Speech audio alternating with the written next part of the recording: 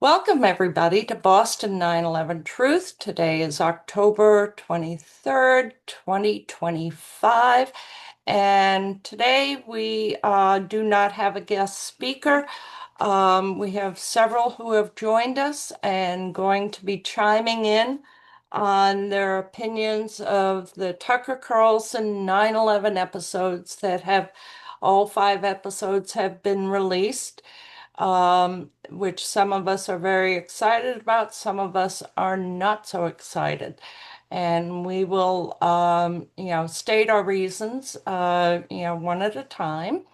And before we do, let me just state our general disclaimer. The views, thoughts, and opinions expressed are each speaker's own and do not necessarily represent the views, thoughts, and opinions of Boston 9/11 Truth. The material and information is presented here is for general information and educational purposes only.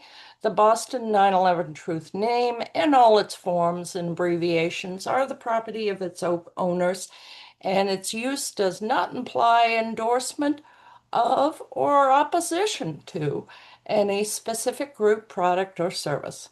Boston 9/11 Truth aims to inspire and promote action by the truth advocates who support their efforts. And participants, please remember to abide by our guidelines and be civil and respectful to all the participants. So without further ado, who would like to speak first?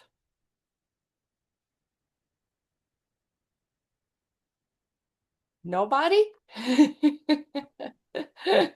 I was waiting for somebody else to speak first. Well, that's Um, too polite. Go ahead. well, I'm not as polite as Craig is, and basically I'm generally full of admiration for how polite and diplomatic Craig is. He's Yes, my thank.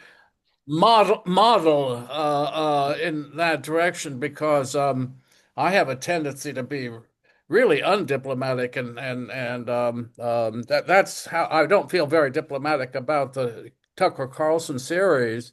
I actually have two things for this meeting consciously. I might get into something else, but the two things that I have are I don't have in any particular order. One of them is has anyone else seen the Glenn Greenwald interview with Tucker Carlson?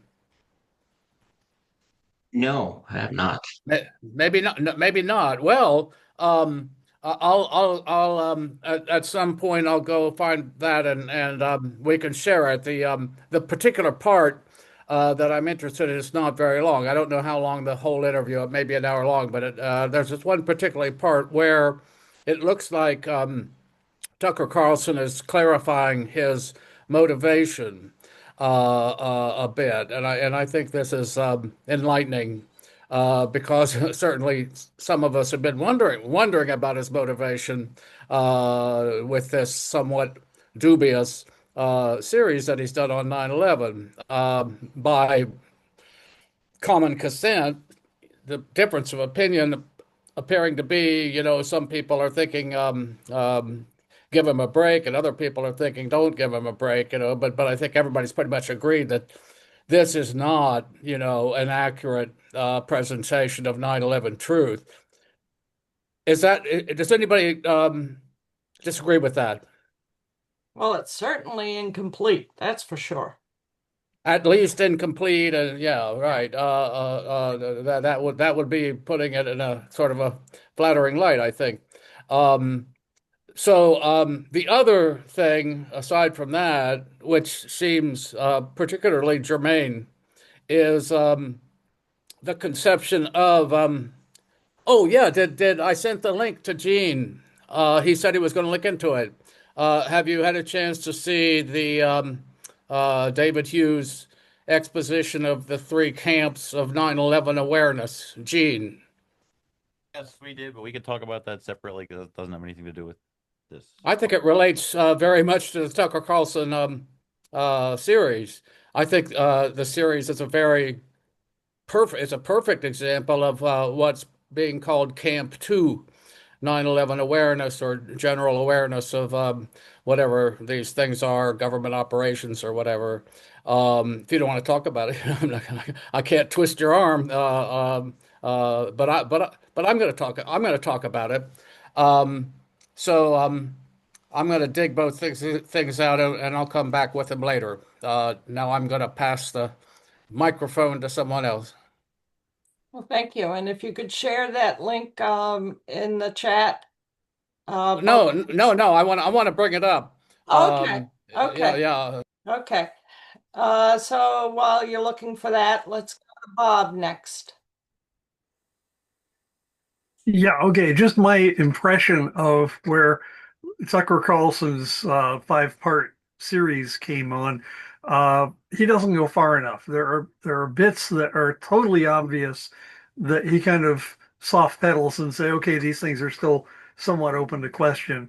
And the other tangent is that people can get lost in the weeds with the discussion of were the towers in Seven destroyed by atomic bombs or black powder or whatever was used, but it doesn't need to be that way. You can say the towers were intentionally destroyed, end of story, and you've made a statement.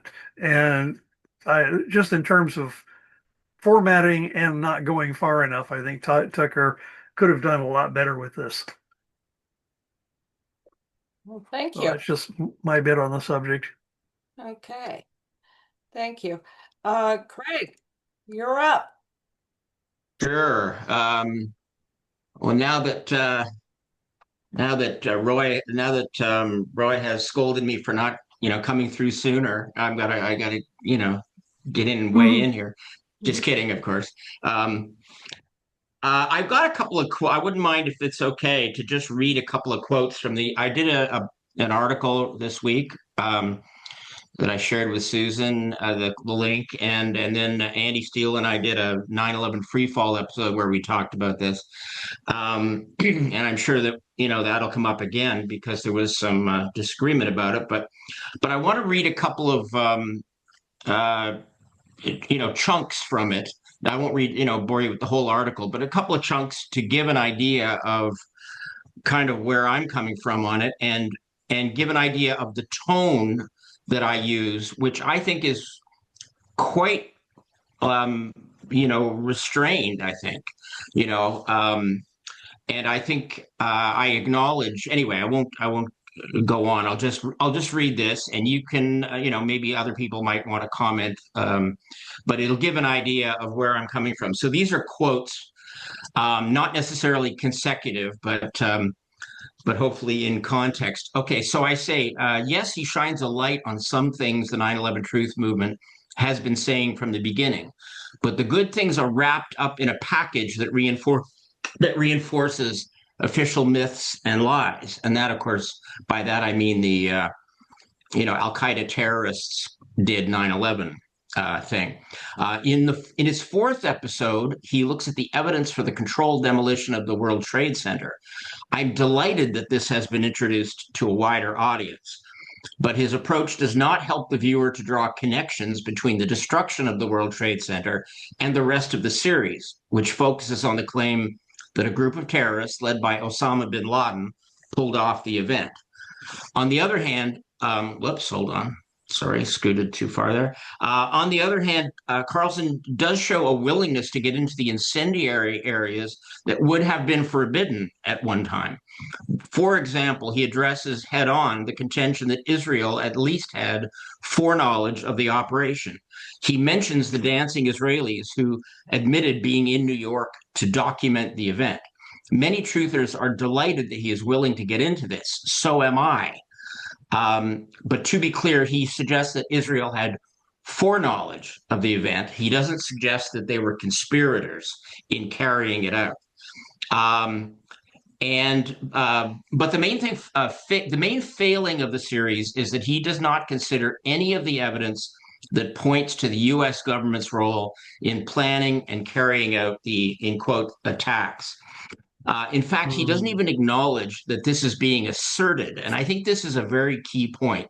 It's one thing not to take the position that the US government was behind the whole thing, but he doesn't even acknowledge in his five-part series that this is even being asserted by anyone.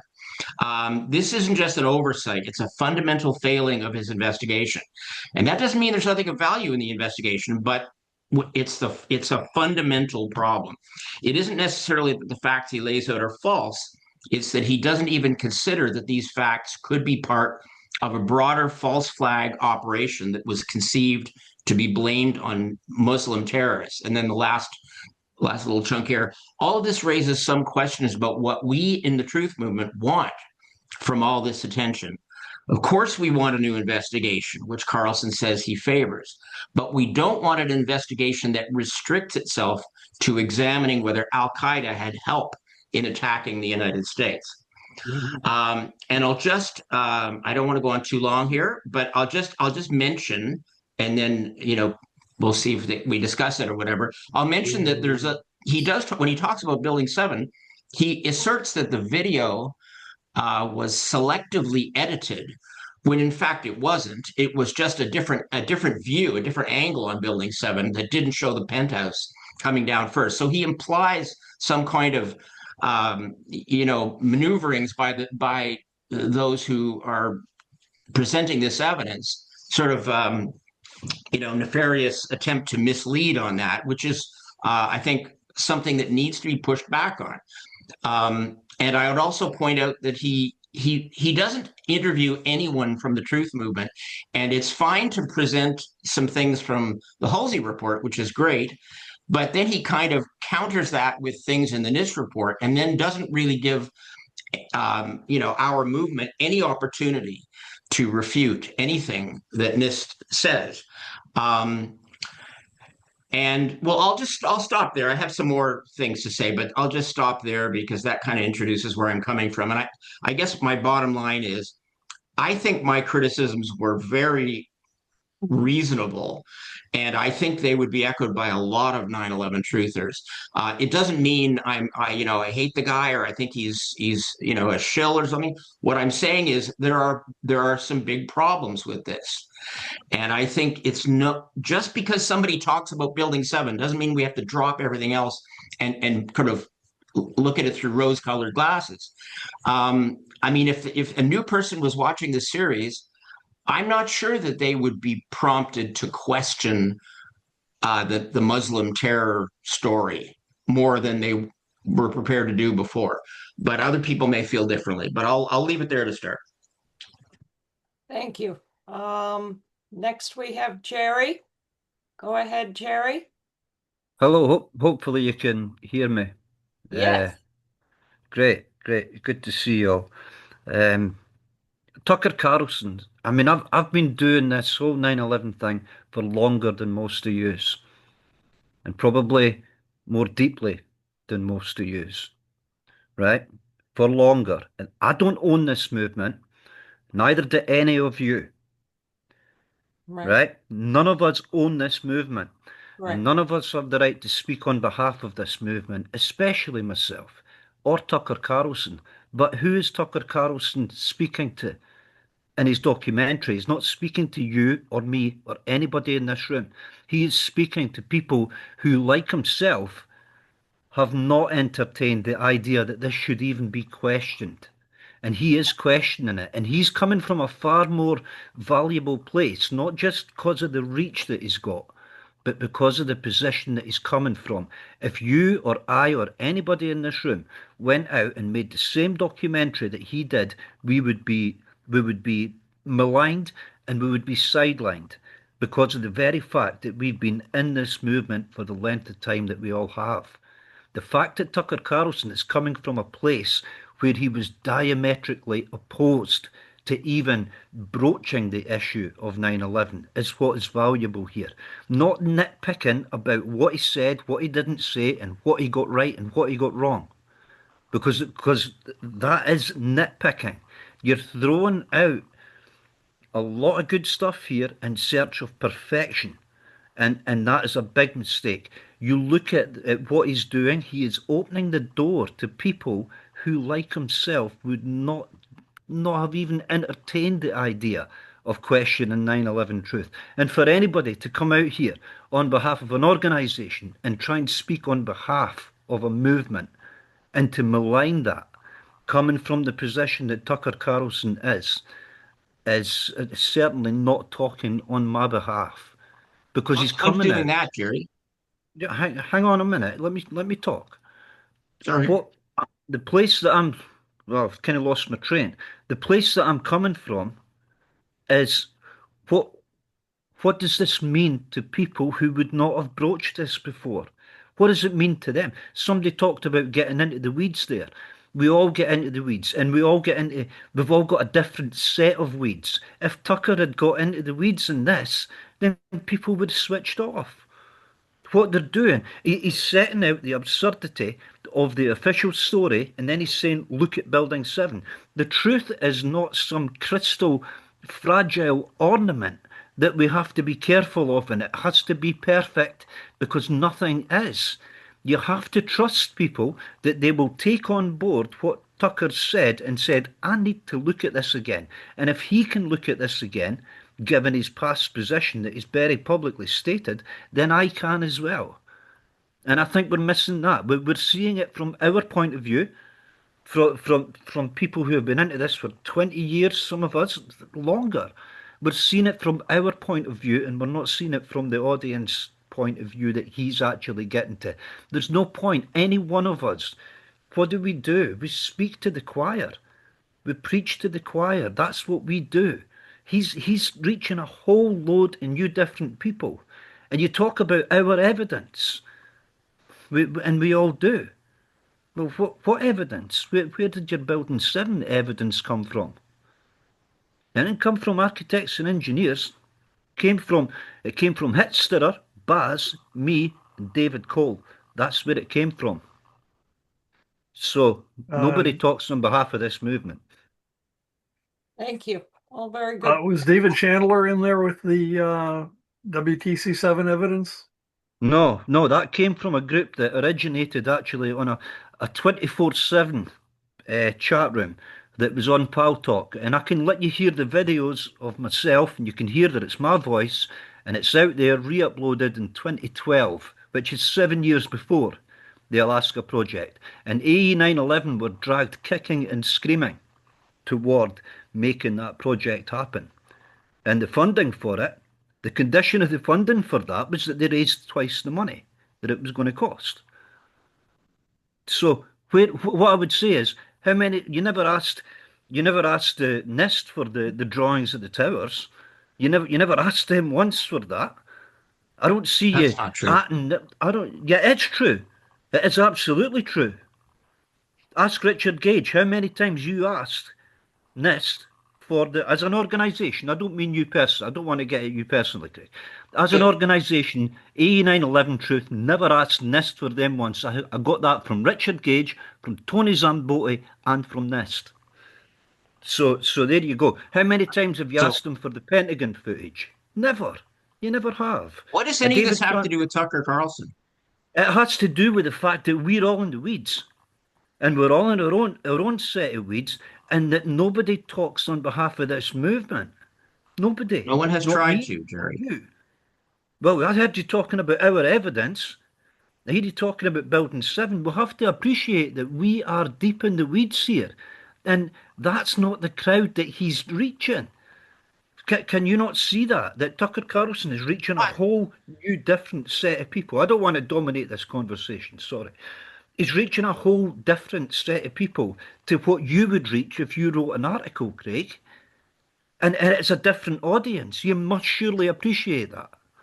That you don't you trust somebody that listens to Tucker Carlson and says, right, okay, I'm going to question this now. Do you not trust them that they're going to say, wait a minute, if they let this happen on purpose, who the hell wired up Building 7?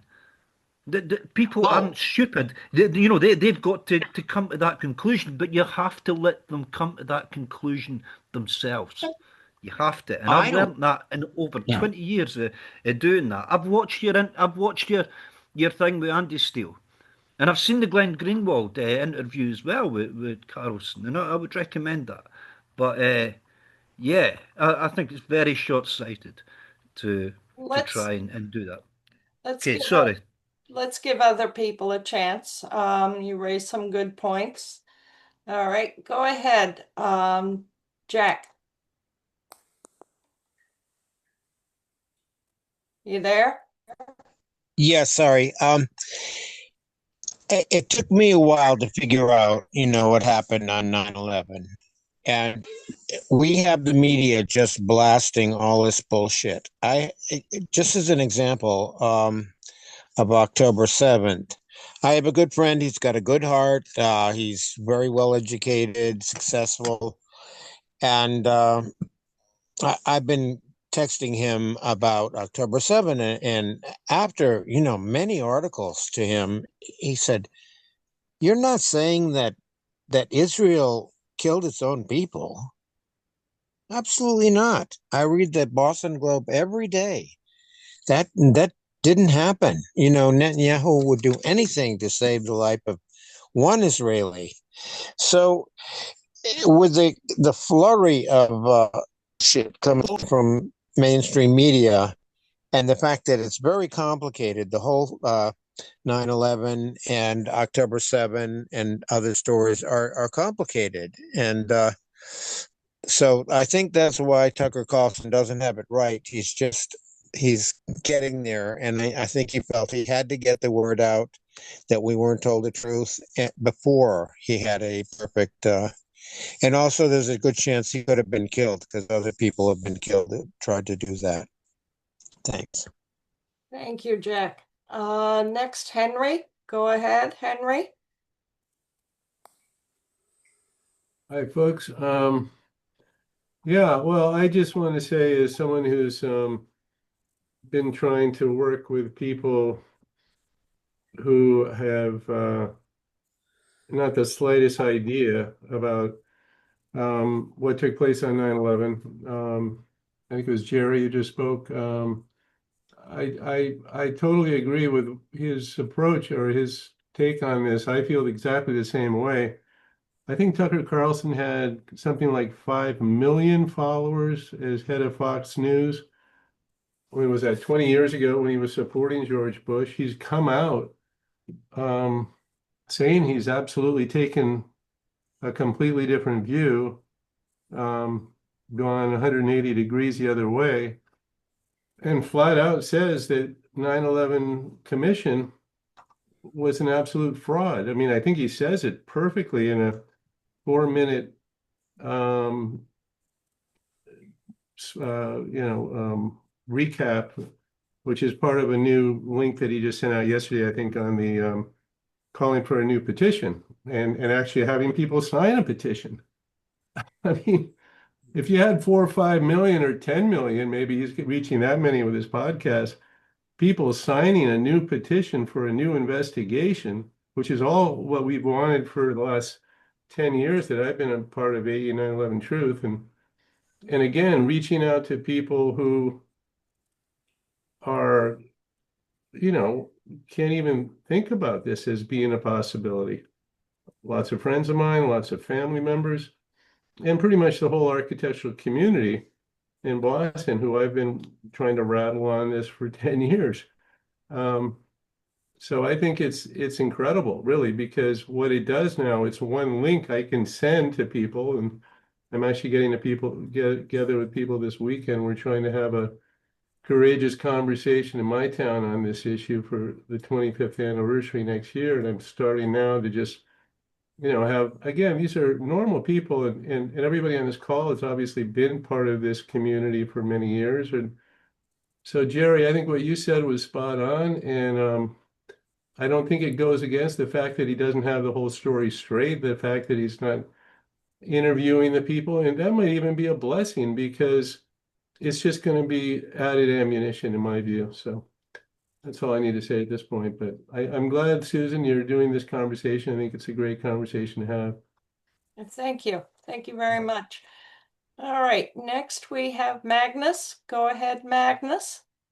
Oh, can you hear me? Yes, indeed. All right. I just wanted to say I like the Tucker Carlson film series, and the only thing I am concerned about is that they were laughing during the new COVID interview here, which people commented that he might have been an actor, and I said, very great work he's doing. So that's the only concern I could find is that they are laughing during their interviews, and that there are so many different comments in the videos, but I love what he's doing. Thank you. Thank you very much. All Thank you right. for listening here. And next, Jean and Sandra. Um, yeah, just a couple of things. The thing is, we don't know what strategy Tucker had in mind. He's been a journalist for many decades. I'm sure he's got a method to his madness. And if we presented him these criticisms, I'd be curious to know how he'd respond and saying, yeah, I know what you're saying, and this, I'll tell you exactly why I did it. So I don't think that it's, just dropping the ball on anything. I think he had something very specific in mind. And I just saw a clip of Tucker on TPUSA yesterday where he addressed, and I just think this stands as an example of where he comes from. He was asked about the contradiction between texts that he had sent in January 2021, where he stated that he loathed Trump and that he hated Trump, and now he's like in full support. And somebody was calling out on his him out on his hypocrisy, and he clarified why he had sent that message in a text that was to his producer at the time. And the backstory of that was that he ran with a story that was presented to him by the Republicans right after the election when they said, look, we have some dead people who voted, and that constitutes fraud. And, and Tucker said, well, what do you like? Can you back this up? And they're like, yeah, we have the death certificates and all that stuff. So he ran with the story and said there was fraud, there was voter fraud, there's dead people voting, and so on. And as it turned out, these supposed dead people were not dead after all. They made themselves known and they said, well, here we are, and we're not dead at all. And yes, we voted. So, and Tucker said he was enraged by this. He was enraged by the wrong information that he was given, that he shared information that he thought was accurate and perfectly sourced and you know the truth, only to find out that someone had just told him, yeah, we had certificates that they didn't have. So I think it speaks to the way he approaches these things, where he goes with the hardcore, solid, the most accurate stuff he can find from sources that he, I guess that he trusts. And again, that may not be the whole story. Um, but it's just to say that he has a strategy and he has a way of approaching this, and we don't know what it is. And one last comment about that, if for those who saw the Chris Martenson thing that we had, Chris Martenson explained his strategy where he says, if you just hit people over the head with truth, they're not gonna want to hear it. They're gonna be defensive. They're gonna, put their blinders on and stuff over their ears. He says, what I do is I try to bring the connections as close together as possible. And I want to allow the viewer to make that connection for themselves, because making that realization on their own is so much more powerful than telling them what they need to think. And again, I don't know if that's Tucker's strategy, but it's just an example of, and Jerry, every word that came out of your mouth was like spot on. Totally agree. But we don't know. We don't know how he went about it. And strategically, this may have been a conscious choice on his part. Good, thank you very much. Next up we have Cheryl. Yeah, hi everyone. Yeah, I agree with a lot of what was said. I think that I really liked that Tucker stressed that we've been lied to, that the 9/11 Commission report was a cover up and a fraud, and he really stressed that. So I thought that was good, and I agree. He's reaching an audience that it's a really broad audience, and hopefully that'll motivate people to do some research. Um, so, and he kind of did an overview of 9/11 in this series, is what I saw. And then he focused a lot on the failures of the Bush administration and how they made money off of it or may have benefited. So I thought that was all good.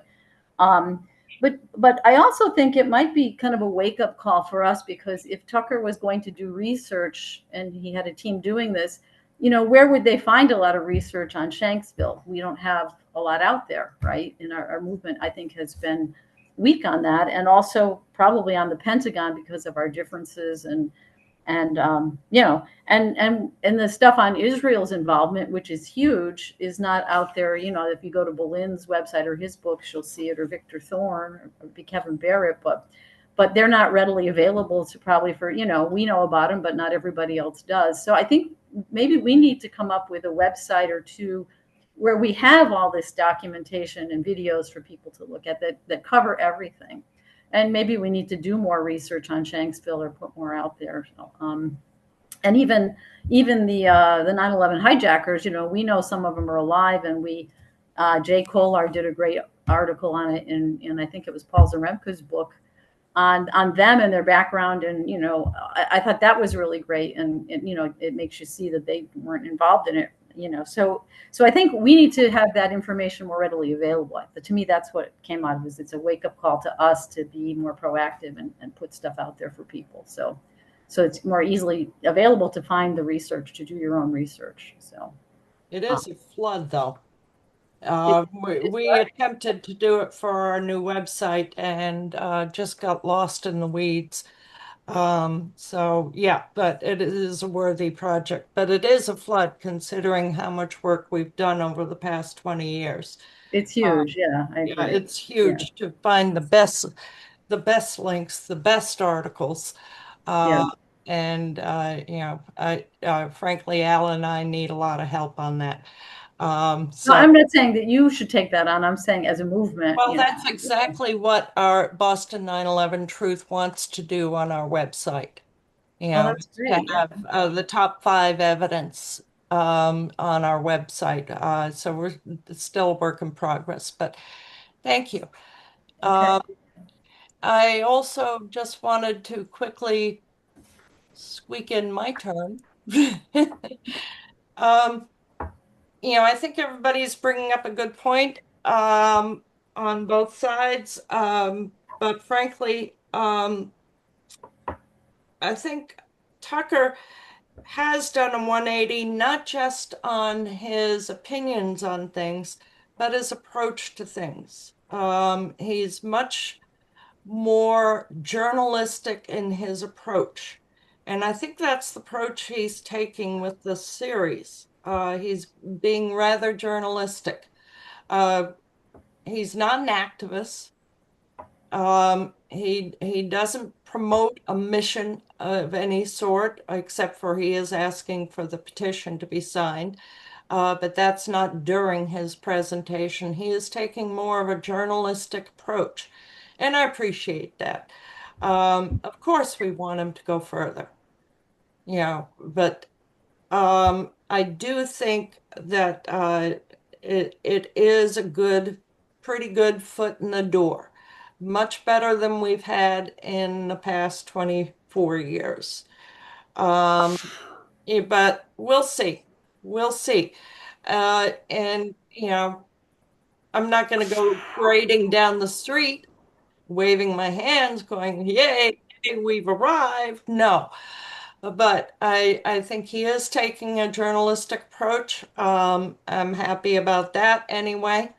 He is not an activist. He's not primarily a 9/11 truther, and we are. So there's that. But anyway, so Craig, you have your hand up again. Go ahead. I do, and since nobody is going for the first time that's put their hand up, I guess I can. I want to respond to a couple of things that have been said. I mean, I, you know, I said from the beginning that I thought it was a bit of a mixed bag, and I think I've said that, and I think I've said it in a fairly even-handed way, and I'm a little bit mystified at some of the attacks that have come my way this week, honestly. And the word I've seen from two different people now, the word nitpicking. I don't know what nitpicking it is I've done. I mean, first of all, I'm a journalist by you know, is that a profession? I don't know. I mean, that's my background, and so I have some criticisms of the journalistic approach that was used in this. But that doesn't mean that I don't see value in it. But I mean, the dismissal, I mean, I'm a little bit surprised, honestly, that a truth movement that's been through the battles for 24 years. I understand we're thrilled that this is getting an audience and it's being, brought to a much wider population than we've seen before. And I think I said that in one of those quotes that I read. But I think there's nothing wrong with saying here's where he falls short. And I don't think it's nitpicking. And I don't think it's like expecting him to be perfect. Nobody expects anybody to be perfect. But that doesn't mean, I mean, if I can be criticized very strongly about this, about what I've said about this, why is it bad to point out where Tucker Carlson fell short? People have been saying, well, he didn't go far enough, but I think there's more of an issue than not going far enough. He is, despite talking about Building 7 and despite talking about Israeli foreknowledge and things that most of us are happy to see brought to a wider audience, he is still. And the point was made at some. I'm not sure who made this now about how he's not telling people what to think. He's just letting people make connections themselves. Well, not in terms of the Muslim terrorist angle. He's definitely telling us what to think there. He's definitely telling us that the U.S. government, what like bungled the whole thing and made errors that allowed the hijackers to enter the United States. And it's all mistakes, and it's basically that's the official cover story of 9/11 is the government screwed up. The terrorists got in and we just screwed up. That's the official story. So, yes, it's great that he's talking about Building 7. And I think I made that very clear. I acknowledge that that's a good thing. And maybe this will get some people asking questions, and that's fine. But that doesn't mean that that it is unreasonable for 9/11 truthers to critique what he has done and to do it and not to. And first of all, the comment made by Jerry, I'm kind of amazed that the notion that like nobody has the right to speak for the movement. I totally agree with that, and I certainly was not. In no way did I imply that I was speaking for anyone except myself. Although I did it on the AE blog, but I have a certain amount of leeway there. That doesn't mean that I can go off on my own direction, but it doesn't mean that there's a board of directors vote every time I write a sentence either. So my name's on the article, and I'll defend it. And Andy Steele and I did our discussion about it, and I don't even think it was that negative. I think we gave credit where credit was due, but we pointed out where it fell short. And like we're the truth movement, for God's sake. We can't be so excited about a kind of a celebrity journalistic bit of attention. I mean, it's a lot of attention because he's got a big audience, but we've got to still keep up to our standards and saying, well, like here's where he fell short. I don't see a problem with that, and I just want to see. So it's much more than he didn't have the whole story straight, which is another comment that was made. It's much, and in terms of his strategy, the idea that you would say something purposely that isn't true because you're trying to ease people into the rabbit hole or whatever. To me, just I as a journalist, I can't accept that. Um, and um, people will get into a subject if they're intrigued enough to do so and they're willing to investigate it. They're not going to go, wait a minute, this is a bit too far. I'm running the other way. And if they do, well, then they probably would have done that anyway. Um, so I don't have a problem with sort of getting the benefits out of what he was willing to say. But I didn't like the fact that he said the footage of Building 7 was selectively edited. And I'm surprised nobody else has got a problem. Nobody else seems to have a problem with that that's spoken. I'm surprised at that because that makes it sound like we, the Truth Movement, AE 9/11 Truth, Richard Gage, the whole, sort of brain trust of the movement, we're trying to pull a fast one there. And I think that's a reasonable thing to call out. So anyway, I'll stop there for now. Just a question for you. I didn't catch that he said that it was selectively edited. So that's a good point. Were there other points where he actually stated a falsehood? Well, he my problem with the World Trade Center stuff, as I said in my article, I was very happy that he gave, like, I would say, part of one episode to that, and I'm glad he did. He did talk about the thermite I, evidence, and he made reference to the thermite paper, and he certainly made reference to the Halsey report. He didn't really talk about the towers at all. He didn't even suggest that there was anything questionable about the towers. He pointed out that the 9/11 Commission had had hardly mentioned Building 7, but then he said, but they've mentioned the towers a lot. So he didn't even hint that there was any question about the towers. But the thing about the thermite that concerned me was when he basically quoted NIST as saying it would take 0.13 pounds of thermite per pound of steel column in order I guess, weaken the steel or melt the steel enough to cause a collapse to take place. I mean, I give him credit for talking about the difference between a global collapse and a progressive one, and how a progressive one would have looked much different. And so that's positive.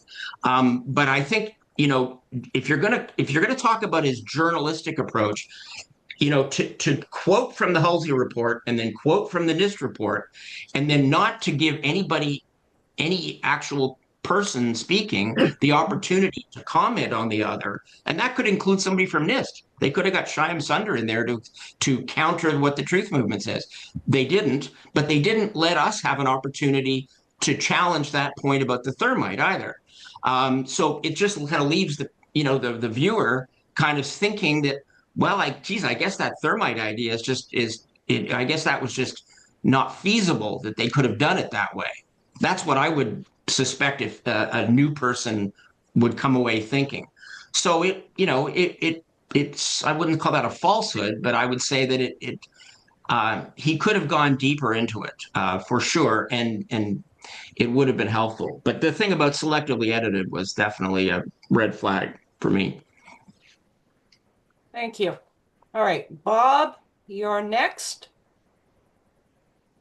Okay, just wanted to point out something about the evidence. If we point to evidence, the official story is internally inconsistent in that in a document that is called NIST NC star 1-2B, it lists the alleged attitude of Flight 175 given roll 38 degrees yaw. It has the whole thing spelled out.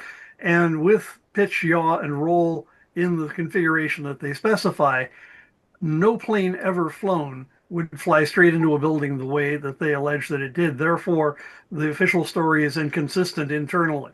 That's my 2 cents worth. Thank you. Thank you. Next, Cheryl again. Go ahead, Cheryl. Yeah. So along with what Craig was saying, Tucker said, of course, the 9/11 Commission was a lie. The whole story was a lie. But then he goes on to say that Mohammed Atta was the mastermind of 9/11.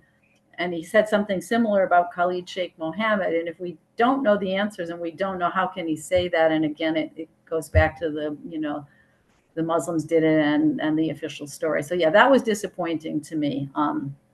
So, and I'm very disappointed that even with the Kurt Weldon and all that is they don't no one mentions Israel. They just kind of go with the science of the towers. And I think after 24 years we need to be putting it all out there, and especially now when Americans really see how Israel controls our government through Epstein or APAC or whatever. And I think it's the time to do it. And maybe if we did, people would be so angry that maybe they would force our government to stop supporting Israel, and we might save some Palestinian lives or Lebanese lives or something if we. So I don't know. I just think we need to go for the truth and not beat around the bush. That's so yeah. Thank you very much. So Jerry again. Go ahead, Jerry. Yeah, I'll try and be a bit more concise this time. The with the 1.3 pounds of thermite thing, I think there's an opportunity there where, for example, in the core columns of the towers, all you need to do is take the bolts off, don't you? And the core columns can't take any lateral load. So what they're talking about there with the 1.3 pounds of thermite is to actually basically melt away a whole girder, which you don't need to, a whole column rather, which you don't need to do. So yeah, it's absolutely. I mean, I think you're right to pick that up. The other thing that you were picking up there was it's this whole mentioning of the hijackers and kind of cloaking the truth around the official story. I think that's very much the perspective that the people that we're interested in getting to, surely, or we're interested in Tucker getting to. That's the perspective that they're coming from, and it's very difficult to talk about the buildings and about the collapse of the buildings and the 6.6 seconds thing with Building 7 when he's talking about footage there, when he's talking about the footage being edited of Building 7, I'm sure if we went round the room just now and said to everybody, how long did it take Building 7 to collapse? I'm sure everybody would turn around and say 6.6 seconds because we've all heard that said so many times. And when you look at it, what is the time between the east penthouse beginning to fall and then the building coming down? It's more than 6.6 seconds, isn't it? 6.6 seconds is the roof line coming down. So the fact that he's talking about that, we've basically we've created that because we're the people who are going out and saying 6.6 seconds. How I mean, I don't want to keep asking Craig because that's not fair. I don't want you to think I'm getting at you, but I think it's a valid criticism that you've got. But I can also see how somebody in Tucker Carlson's position is going to say, well, this is edited footage because the collapse starts before 6.6 seconds back from it collapsing. That's an entirely valid point. It's about 12 and a half, 13 seconds before the collapse ends at the east penthouse begins to fall.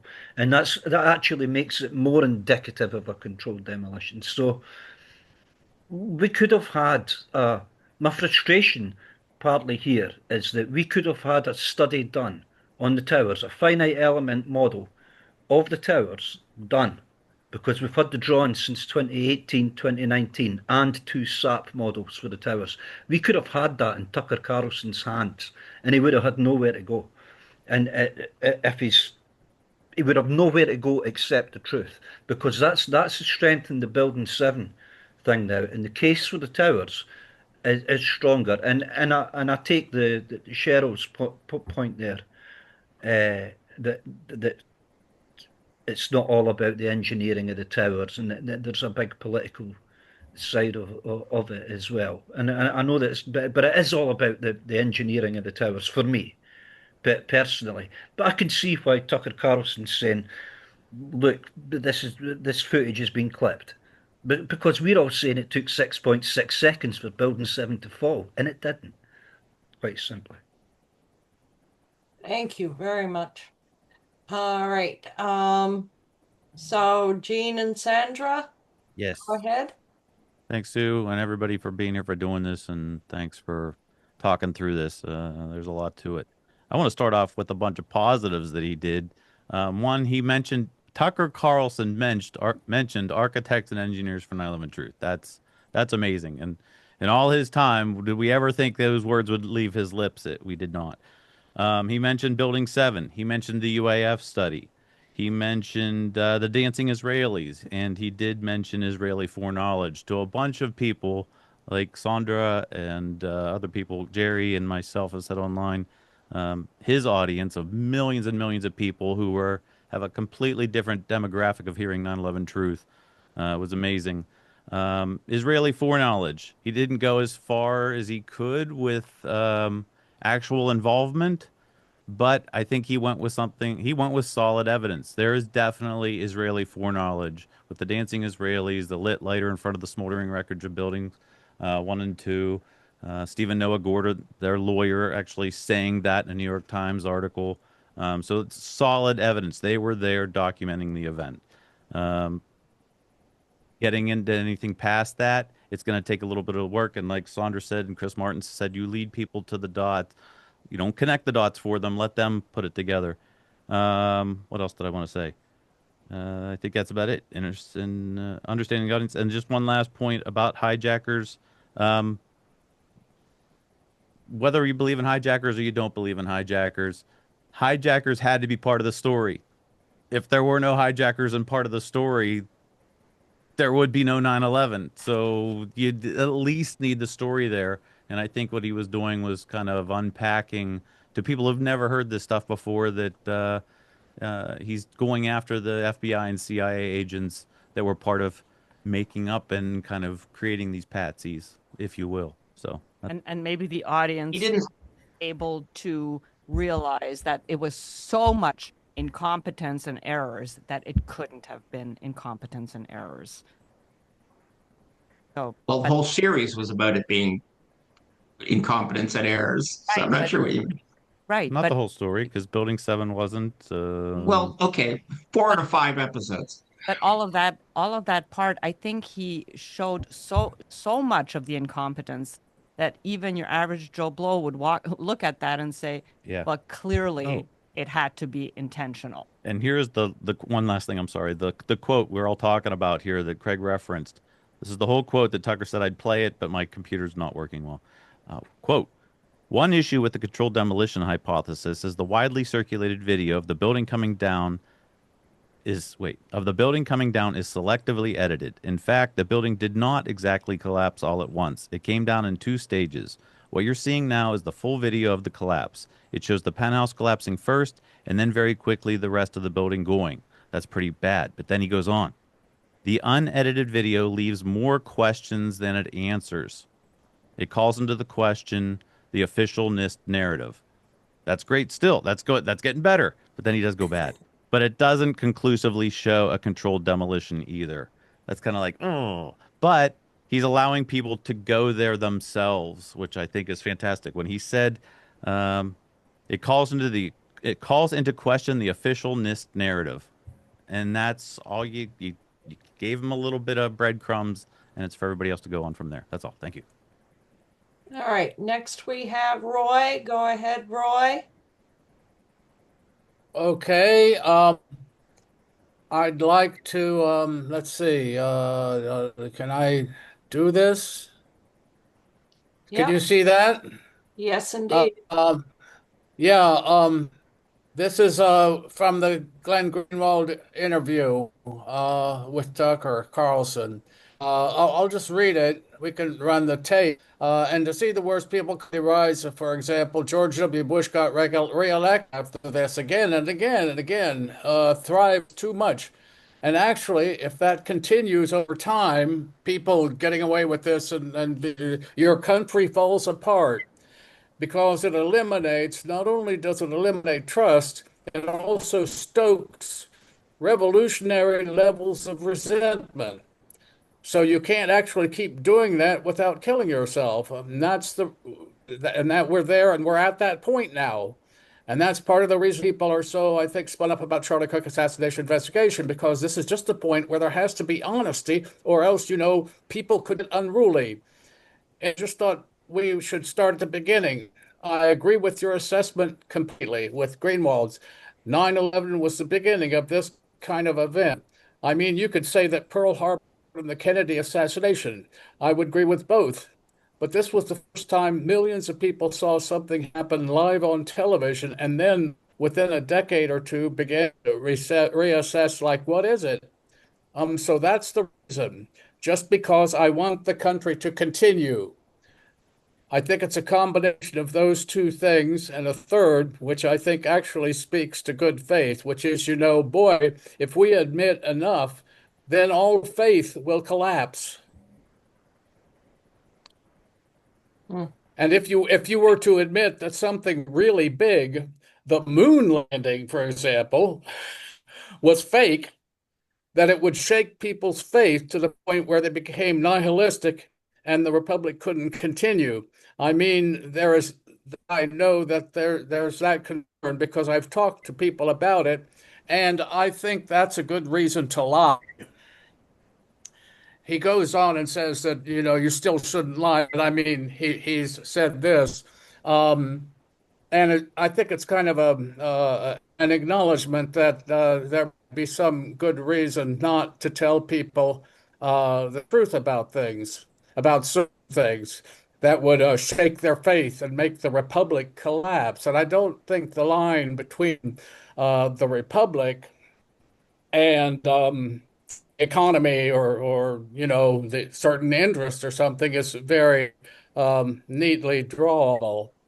So at any rate, that's kind of a bit enlightening for me, as to a possible, at least a part of Tucker Carlson's motivation for not really being totally um, forthcoming about what he presumably knows, unless you think he's really stupid or really naive.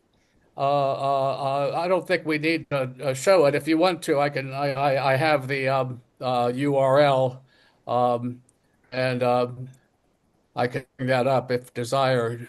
Maybe later. I'll pass for the moment. Thank How do you. I stop? I see. Stop share. Okay, right. I got it that time. Thank you. That's actually something that's been percolating in my mind, of the consequences of all this truth coming out. And because it will cause, if it does snowball, if not carefully handled in a more reconciliatory manner, the way South Africa handled their crimes, um, it could cause the total collapse of the United States of America. So that is a very real concern, because yeah, we've been entrenched with this octopus for so long, and it does need to be corrected. I'm not saying it shouldn't be corrected, but we do need to be realistic about how, if we achieve exactly what we want, the unintended consequences of that if it's not carefully handled. So I get your point on that. Go ahead, Cheryl. Yeah. Let's see what do I have here. Let's see. Yeah. So Tucker, I just wanted to respond to Tucker mentioned the dancing Israelis, but he also said that they took a lie detector test and were found to know nothing about the attacks. So, I think that kind of negates anything he said about them. And he could have. There's a video of them online, right, where they went back to Israel and they're on a TV show there, and they said we were sent there to film the event. So maybe he never saw that or didn't find it, but so I think that sort of is a worthless point when he followed it up with that about the lie detector test. So, and what else do I have here? Let's see. Does anyone know, did he leave a list of his sources anywhere where he did the research for the video? Is that anywhere in the? Apparently he did, Cheryl. Apparently I think it's on his either his website or somewhere. I mean, I didn't look at them, but he said in the series at some point that he listed like all the documents that they quoted from Right. and all that. Right. Yeah, Oh, okay, apparently. good. I'll have to look at that. Okay. And the other thing is about the republic collapsing. I think our republic's collapsing, and we don't know the truth, right? And perhaps if we did, we could prevent it from collapsing, or we would know who the enemy was if there's a rebellion or we need to fight for ourselves. So I think the truth always wins out. I think you have to tell people the truth. I have faith that our fellow Americans can handle it, right? They all know things aren't right. Yes. I think so. So I would never say hide the truth or think I think that we need to put it out there and let people deal with it because they know something's wrong on everything now. So, Yeah, but My intention was not to justify what Carlson might be doing as far as hiding the truth to save the Republic. No, that was not my intention. I was just throwing some light, and in his own words, on what's motivating him. That's all. I just don't want to be misunderstood. okay. Yeah, no problem. Okay. All right. Well, that's all I have to say. Thank you. well, I did want to just reiterate that yeah, maybe the public can handle the truth, but can they handle economic collapse? And that's possible. That's Well, I think that's imperative. coming anyway, right? Yeah, Yeah. yeah. Yeah. But we'd lose our credit. And we know that the United States is in deep debt to a lot of countries, and if the other countries decide to call us on our debt, our dollar will be worthless, Yeah. and it will impact everyone, whether they hold on to the truth or not. Yeah, Well, at least they'll know who the enemy is. that's true. That's true. So that's my only point is if we get to that point where we're really doing a mea culpa, public mea culpa as a nation, then we have to do it in a reconciliatory manner, the way South Africa did to rescue the Republic. Yeah. So anyway, next, Jean and Sandra, go ahead.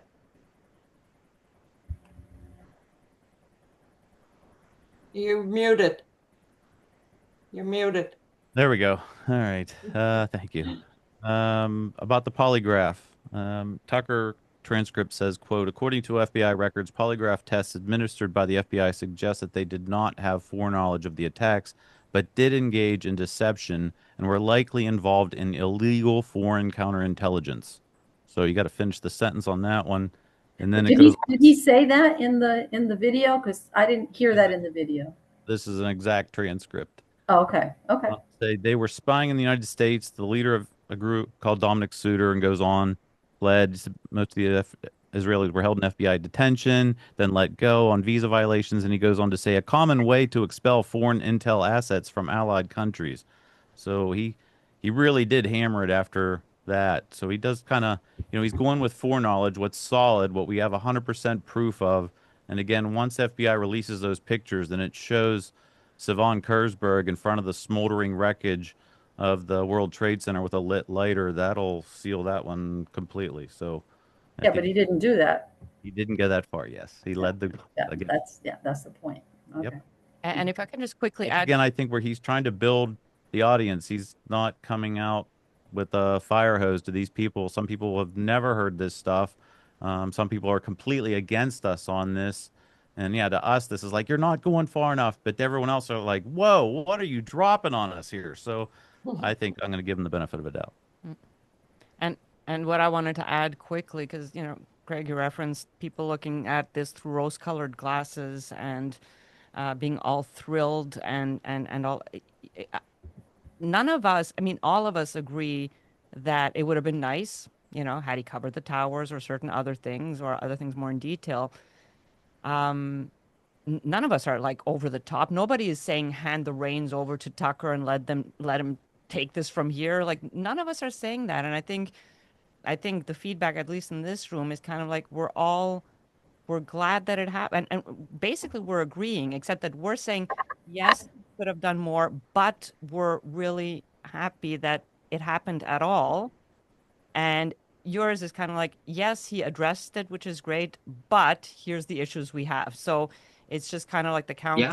counterbalance. And if you ask Dr. Phil about what the word but means, it's like as soon as you insert but, it's like forget everything else I said up to this point. Now I'm going to tell you what I really think. So it's what comes after the Well, that carries the most weight. And yeah, so, yeah, it's just it's a balancing thing. it's fine with me. That's If I use but in this situation, yeah, that's what I'm thinking. yeah, give Um, more emphasis on what was missed versus I think we're just trying to go more with the good that does come out of it and where this could go. We all have our different strategy, and I respect everyone Yeah. for their pursuits and however they feel convicted to do it. So, yeah. Greg and I, we're friends at this point. I met the guy, I hugged him. We're friends. We might disagree on things, but yeah, it is what it is. Yeah. Yeah. Yeah. I think your critique of what I wrote could have been a little more constructive, to be honest with you. Um, considering that, what you're saying now is that, that's a different perspective and whatever. And I think that would have probably landed just fine with me.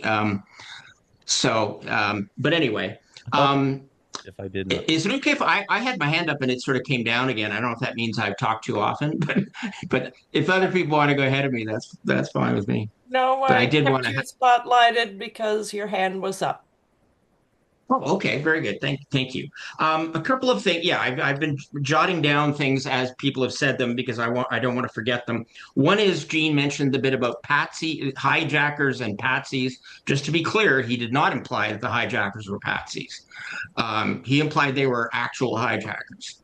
And correct me if I'm wrong on that, but I'm pretty darn sure he didn't even hint that they were patsies. Um, Now, the idea I want to address this idea about don't connect the dots for people; they'll figure it out on their own. That's not journalism. Journalism is, I mean, that may be activism, but that isn't journalism. To sort of leave a gap between what you're saying and what you want people to understand, and then just so like hoping that they figure out the connection. If there's a connection, and this whole series um, is a kind of analysis slash documentary slash opinion. It's not straight news, but it gets into obviously opinion. So he absolutely should be making clearer connections between things. That's his job as a journalist. So the idea that the whole thing about Building 7 doesn't quite fit with the rest of the series. He should have addressed that. He should have dealt with that, and like maybe he could have said, "Look, this we don't really know how these things link together," and that would have been fine. But the idea that we need to not make connections for the benefit of the audience, I disagree with. Now, I want to say about the Building 7. I want to about the Building 7 video again. Um, just to go to what Jerry said about, well, there were two different things, and there was the 6.5 seconds, plus it was more time for the penthouse. That's all fine. My problem was not in my quarrel was not with that. My quarrel was with the idea that the implication was that there was an attempt to mislead in selectively editing the footage. In fact, there were different angles of Building 7. Some of them didn't show the penthouse. So you look at you see it come down, and it looks like it all just came down at one time. But then he showed the other. He called it the unedited version. It's not really unedited. It's just a different angle, right? So um, and the yeah. So ending that off by saying that just leaves more questions than it answers. I found that a little disappointing. But to be clear, that was just wrong. To say that it was selectively edited was wrong. Um, Now, okay, we have enough. Now, the thing about the dead, quickly about the dead voters, Sandra, you mentioned. To be clear about that, um, Tucker was admitting that not only did he get it wrong because he believed sources, but he was admitting that he blew that in trusting sources he should not have trusted. And that's the takeaway from that story that he told. And it's great that he's willing to tell stories of how, he got things wrong in the past. I give him full respect for being willing to own up to past mistakes, as he's done in some areas of 9/11. But what he was saying was basically, I believe, if I'm remembering correctly, he said that it was it the Democrats that told him this or the Republicans? I'm getting the two. It was the Republicans, I think. So he just believed one of the two political parties saying something that was, like so that was, and he admitted it, but it was a like he should never have done that. So to sort of um, to use that example, I mean that doesn't speak well of him in that instance, and I think he's made some of the same mistakes in this series. But I just want to clarify that, and I agree with what Cheryl said about people have, we shouldn't, after 24 years, underestimate people's willingness to hear some hard truths. If they're willing to open up the whole 9/11 thing, they're ready to hear some important and maybe uncomfortable truths. And for us to try to be so happy that Tucker Carlson has mentioned Building 7 while he has spent 4.5 out of his 5 episodes reinforcing the Muslim terrorist thing and the hijackers and the whole thing. I think I think we have to weigh the pluses and the minuses there, and I think some people are just kind of dismissing the minuses as like, well, he didn't go far enough. I think it's more concerning than that. Um, and Yeah, so I guess, oh, the last thing was about the dancing Israelis. Um, my understanding, and perhaps you know the details better than I do, Gene, but did we not establish that 2 of the 5 dancing Israelis were Mossad agents? At least 2 of the 5? Yeah. Yes, I think Is that Nelson right? So too, but he yes. didn't mention that. I mean, he kind of talked about espionage, but he didn't like that. Yeah, That he would have said been intelligence. About when they talked about the polygraph, he said that's a common way for intelligence, foreign intelligence. So yeah, he was saying he yeah, was again, but he could have just said they were Mossad agents. That would have been helpful. man, Um, talking about so Israel. I'll stop there. But yeah, and just to reiterate a point I've made a couple times, um, we're sort of giving him credit for not saying some things, and I think that's wrong. He should have at very least said there is a whole movement of people that have been asserting for 24 years that this was not Muslim terrorists at all, and that it was the U.S. government. He should have at least acknowledged that. But by ignoring that or by not mentioning it, that's what I said is a fundamental failing of the series. And I think that as truthers, we have to acknowledge that. That's a massive um, hole in the series. So, stop there. Thank you. Jack, go ahead.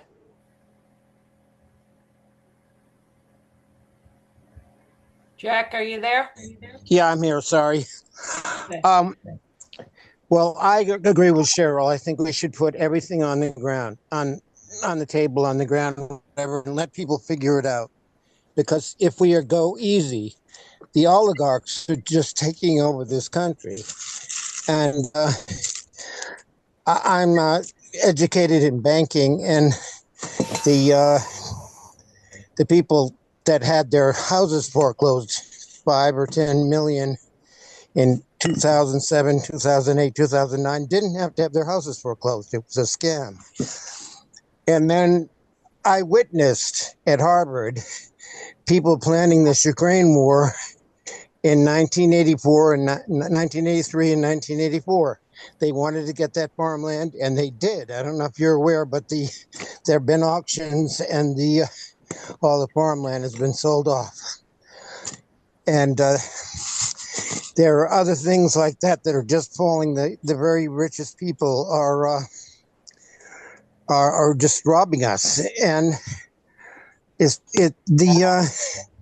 TikTok is now owned by Israeli Hasbara, TikTok and CNN and CBS. And, there's no stopping them unless we really put the cards on the table, because they ain't going to be nice. Thank you. All right. Cheryl, you're up Okay, again. thank you. Yeah. So I just wanted to clarify that I'm thankful that Tucker did this series. I'm not saying that he shouldn't have done it. I'm happy he did it.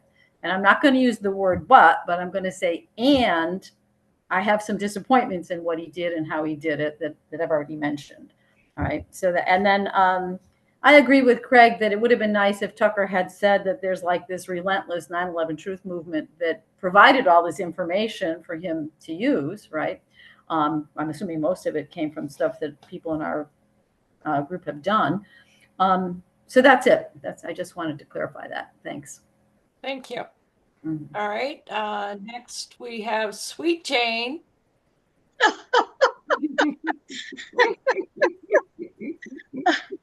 Oh, maybe too sweet. Anyway, thank you. Just a couple of things. First, I guess I just want to relate with the idea of connecting the dots, and I don't think it's either or. We don't need to just sort of put these little isolated things together and hope that people connect the dots. We can suggest that there might be a relationship. And so that's sort of another both and rather than yes, but idea. The other thing that for some reason I wrote this down. I took a few notes on some of these episodes. Episode 2 that had a lot to do with the cover-up issue. Needless to say, most of us are not having any issue with the commission cover-up, but I had never heard or seen Kristen Brightsweiser. I'm not sure if she was one of the Jersey Girls, but anyway, in that episode, apparently she had she's also a lawyer, but she had an interview with Henry Kissinger at the point where he was, sort of chosen to be the 9/11 Commission report overseer, or whatever you want to call it. And I don't know why this struck me, but I found her very authentic. But one of the things she said was that she had an interview with Henry Kissinger, apparently, and that the temperature in the room was 100 degrees. And I just found that detail, beyond amusing. I mean, it's both amusing, but it's in the grand scheme of things. But Tucker noted that it was torture. Yeah. And that, if you have 100-degree temperature in a room, you're going to fog. I don't know, maybe Henry Kissinger was immune to this. I don't know. Yeah. to this fog. It was the middle of winter and they had turtlenecks on and stuff. Yeah. Yeah. I just, how many other things like that we don't even know about yet to confuse people's minds and fog their brains, blah, blah, blah, blah, blah. Anyway, those are my 2 cents. Yeah, I agree that there were some things I learned that I was not aware of before. Yeah. So that was there was some enlightenment there. I agree. Yeah. All right, thank you, Jane. Next we have Jane and Sandra again. Yes, there's a clip I'll get you, Jane. Patty Casaza is telling that same story, and she says, and he was sipping his coffee, and he about fell out of his chair and spilled his coffee. And then Monica Gabrielle comes in the next clip and says, "We thought the meeting went well," and it's just that was so perfect. So, Thank you, Jane. yep. He never answered the question. No, right. And then the other one quote about the Patsy thing. Well, he didn't overtly say it or explicitly say it. He said this in episode 1. Over the course of this investigation, we made numerous findings that shocked us, not least of which the apparent role of former CIA Director John Brennan played in helping bring the 9/11 hijackers to the United States, and the remarkable lengths the CIA went to protect the 9/11 hijackers from the FBI and from domestic law enforcement.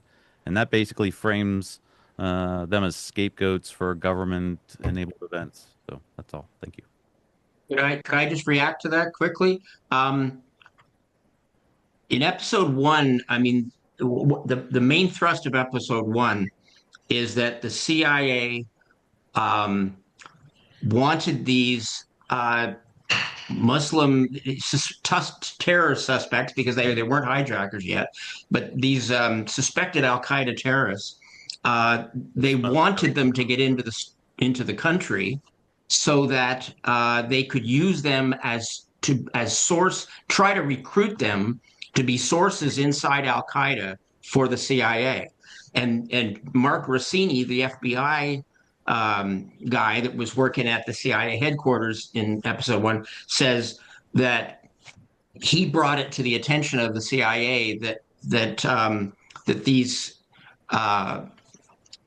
two, I'll call them hijackers just for shorthand here, but the two hijackers that they were heading to Los Angeles, they had a visa that they'd gotten from the American consulate in Saudi Arabia, and the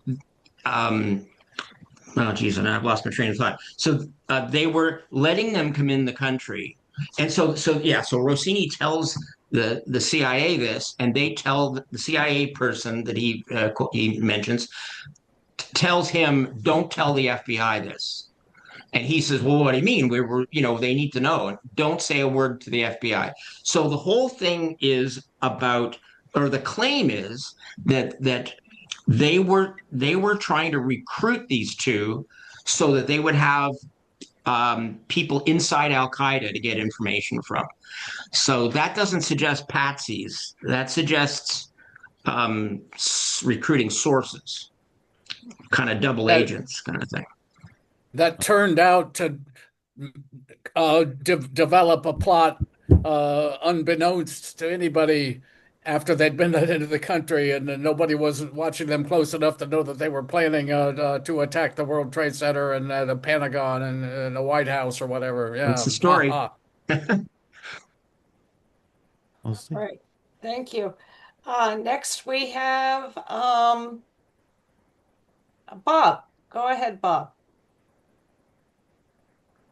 Yeah, just wanted to express that there appears to me to be a whole lot of noise being generated in that there is a particular faction that embraces, oh yes, the planes had to have been real. We had to have had Boeing 767s crashed into the towers and all that good stuff. And they actually believe this stuff. And then there's another faction that goes, hey, it's impossible. You can't do that.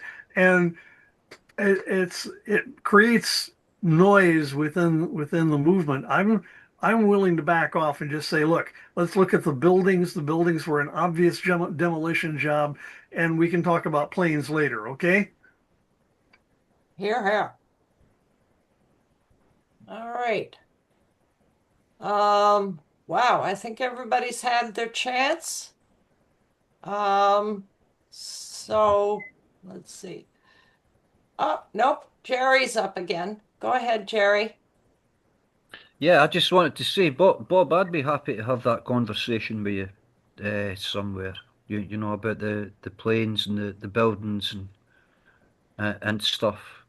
There's an awful lot I think we need to divide the political issues here from the engineering issues more generally.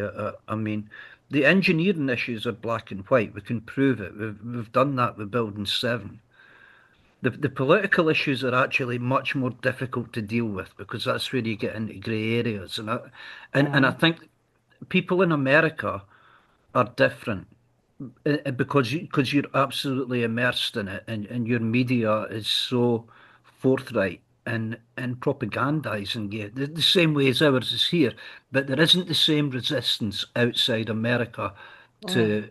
to to the whole story, and that interests me actually, but because I do get that there's a resistance, obviously not with you guys, but with American people, where it's un-American to question this, and I think Tucker has done something here, and he's tried to do is to say your patriotic duty is to question this because he didn't question it, and then he's turned round, he's looked at it, and I think that example is really what I take from his documentaries. We can all say he should have done this, he should have said that, he never went far enough.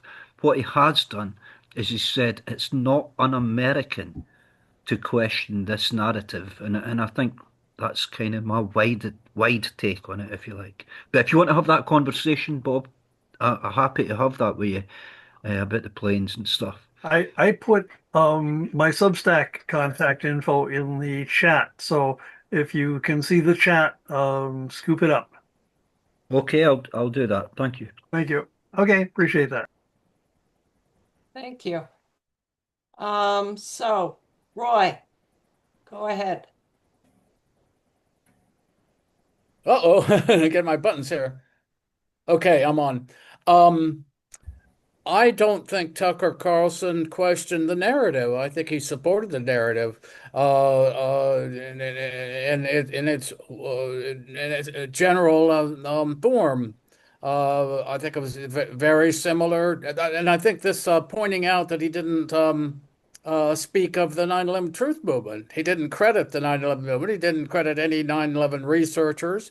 He was acting like he's coming out and being 9/11 Truth now. You know, he's 9/11 Truth. Well, that's if he's talking about hijackers and well, whatever. That's in. It's very interesting that he said that the 9/11 Commission report was a lie. But then that's what he quoted. He was repeatedly quoting the 9/11 Commission report as this was reliable information at the same time that he's saying it's a lie. But in any event, as I said before I was cut off for a half hour, I did want to present this concept of the three camps of 9/11 awareness. I'd like to let David Hughes's comments on this run because I think he presents it very well. Can I do that? It's 8.5 minutes, I think. 8.5 minutes is kind of long. Can you do highlights from it? Um, well, let me see. I'll see if I can skip over something. I'll start running it, and then if anybody thinks it's boring or too long or something, they can call me on it. Let's see now. Here we go. I should be in, and uh-oh, wait a minute. Here we go. Um, here. This is it. Okay. 2927. Okay.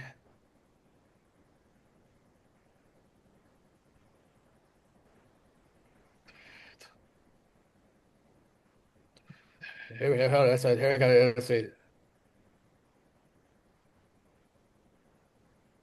I'm not there. Wait a minute. Okay, all right, here we go. Okay. We're not hearing the sound. Let's say, oh, I got to set it for sound. Okay, hold on a second. Okay. I'm not sharing the sound. Hold on. Let's see. Here we go. Oh, shoot. Share sound. Okay, I got it. It's on. All right. What was that again? Um,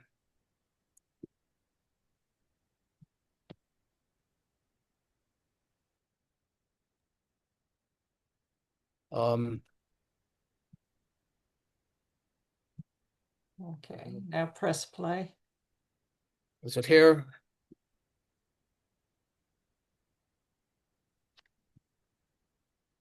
Should be coming.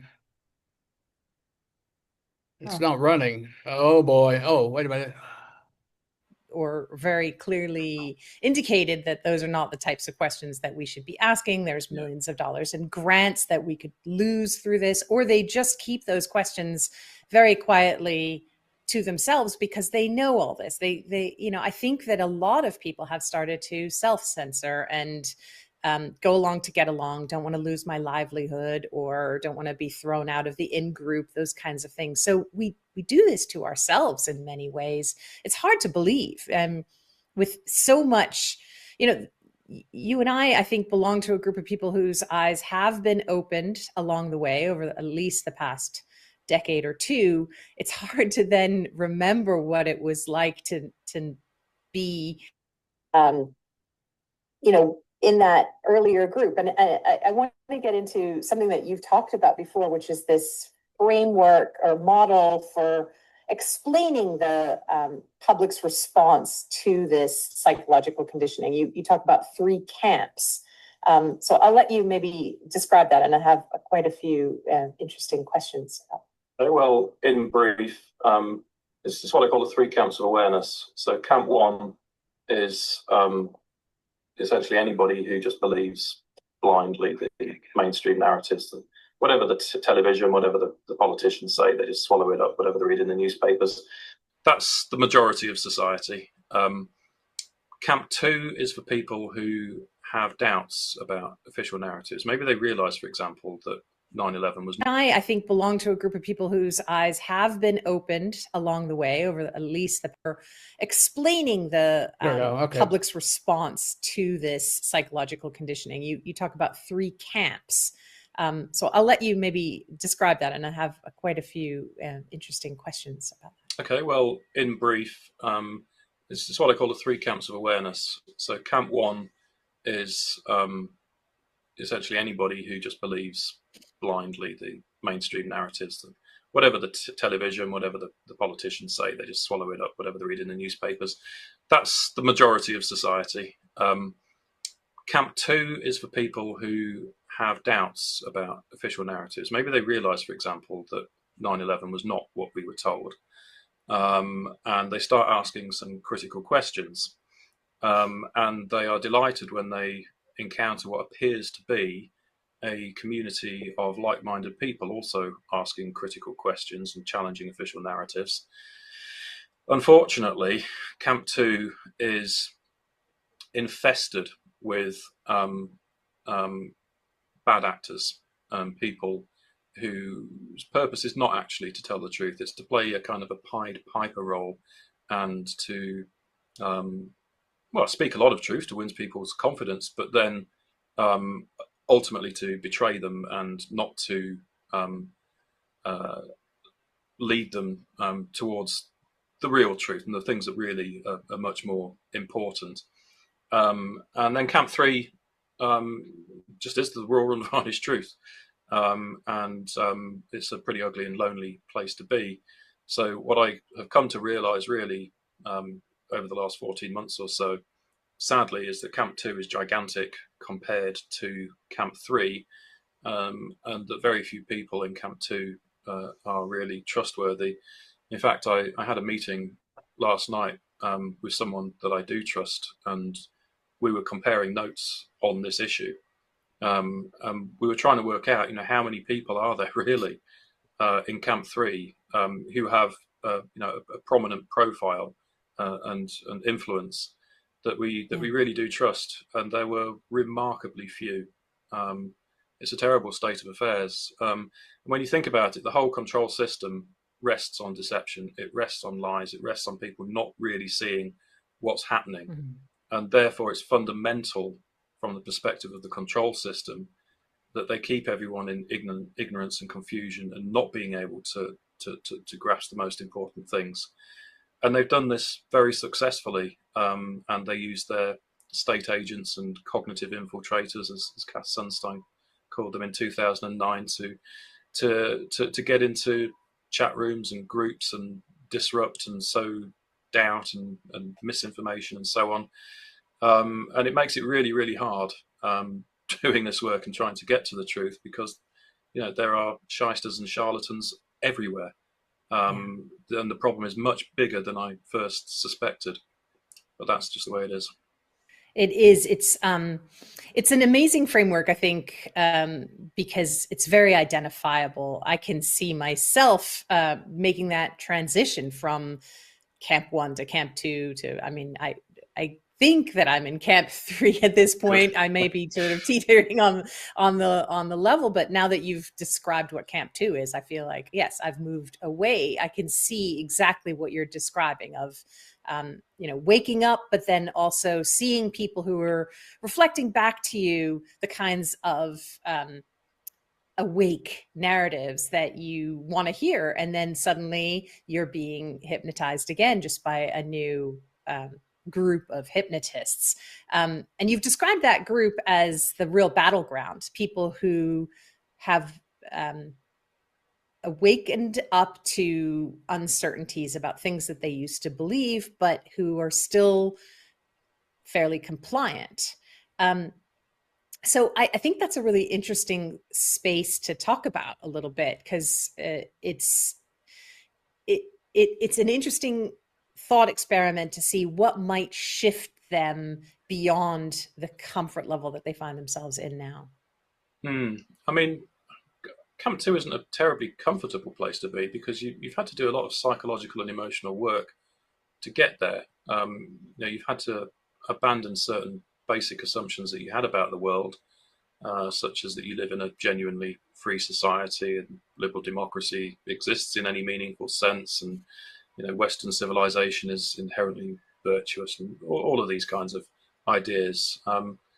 And when you realise that the reality is very different, and that you're actually kind of caught up in what I've called the Omni War, and that you personally are under attack by unnamed and invisible forces who are waging an undeclared war against you, that's not a nice position to be in at all. The battleground, really, it's not just Camp 2, it's everybody. And as I say, most people are still in Camp 1, so that's a more important battleground, really, in terms of how to shake them out of that. And of course, it's very hard to do, because the propaganda and the conditioning runs extremely deep, and most people still do just watch mainstream news, buy mainstream newspapers, etc., and they're not equipped with the necessary tools to be able to identify and see through and challenge propaganda. Their minds are like sponges, and they're just soaking it all up. And so I think a lot of the work that needs to be done from our perspective involves clearly identifying the kinds of methods and techniques that are used to condition public opinion in this way, and to help share and spread that knowledge so that more and more people can see through it. And one thing that I think is quite interesting about Camp 2 in terms of the bad actors is that while presenting themselves, as some kind of, hero dissident or something. All right, thank you. I guess you stopped and Topics, figured for example, or they might resort to smear tactics and innuendos against certain figures whose work they don't like. And so again, once you see that essentially this is a many-level propaganda campaign, and that if you get it out of Camp 1, similar kinds of propaganda techniques are used in Camp 2. If you can identify them, then you become more capable of identifying reasons for doubt. And again, you also have to look at things like funding streams. Where are these people getting their income from? Are they magically able to just keep flying around the world from conference to conference, while endlessly publishing tweet after tweet after tweet and Substack article after Substack article, in a way which clearly has to be an operation. It can't really just be an individual. Yeah. And networks as well. You often find that there are networks of these actors who will cross-promote one another's work. So when you get good at looking for the signs, it becomes more possible to identify this. But it's just so unfortunate that we have to do this in the first place, because it only adds to the challenges and the complexities And of course, it can be the case that if you actually call out specific individuals, for example, as Peter Breggin did vis-a-vis Robert Malone and his views on Matthias Desmet's work, Malone tried unsuccessfully, but tried suing him for $25 million. So again, is that the kind of hassle that you want in your life? Not really, So again, the tactics that are used are pretty nasty. Is really used to try and grab hold. I'll stop it there. I think that the idea is just that It's still if a playing. government, Can you stop sharing, right? No, I did stop sharing. Through various means. Oh, so well, you have to mute it on your computer because it's still playing over your. Confusion is the perfect lever of control, and there is just so much confusion, even Just for quit Brave. those who- We can't hear you. Okay. There we go. All right. I quit Brave. All right, I'm out of Brave. All right. No, as I was saying, it's just like whoever did 9/11, if they're going to go to such extreme lengths to pull off something like that, is it not perfectly expectable that they would attempt to cover it up afterwards and to infiltrate and control truth groups? It makes sense to me. And that's the way I'm looking at things, and that's what makes me so cynical and paranoid, as I have said before. Before I ran across this three camps idea, before Tucker Carlson's series. Okay, I want to see what Craig has to say about this. Well, thank